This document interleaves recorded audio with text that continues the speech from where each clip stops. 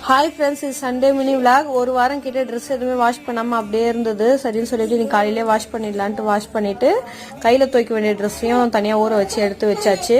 இன்னைக்கு சண்டே அப்படின்றதுனால ஹஸ்பண்டு சிக்கனும் இறாவும் வாங்கிட்டு வந்திருந்தாரு. சிக்கன் 3/4 கிலோ, இறா 1 கிலோ. அது உரிச்சதுக்கப்புறம் இவ்வளோ தான் வந்தது. சண்டே அப்படிங்கிறதுனால லேட்டாக எழுந்துக்கிறதுனால ஒர்க் எல்லாமே லேட்டாக தான் ஆகுது முடிக்கிறதுக்கு. ஒரு 2 மணிக்கிட்ட ஆயிடுச்சு சமைச்சு சாப்பிட்றதுக்கு. என்னோட பையனுக்கு இறானா ரொம்ப பிடிக்கும், அவனுக்காக தான் இன்னைக்கு செஞ்சுருந்தோம். மோஸ்ட்லி எங்கள் வீட்டில் சிக்கன் அப்படின்னா ஃபிஷ் ஏதாச்சும் இருக்கும். ஆனால் பசங்க ஃபிஷ் விரும்பி சாப்பிட மாட்டாங்க. நானும் என் ஹஸ்பண்ட் மட்டும் தான் சாப்பிடணும். அதனால அவங்களுக்கு பிடிச்ச மாதிரி இன்னைக்கு இறாவே வாங்கி செஞ்சாச்சு.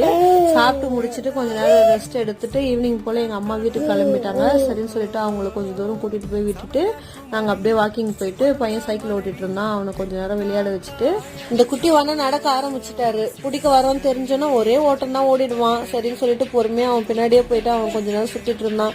அப்படியே விளையாட வச்சு கூட்டிட்டு வந்தாச்சு.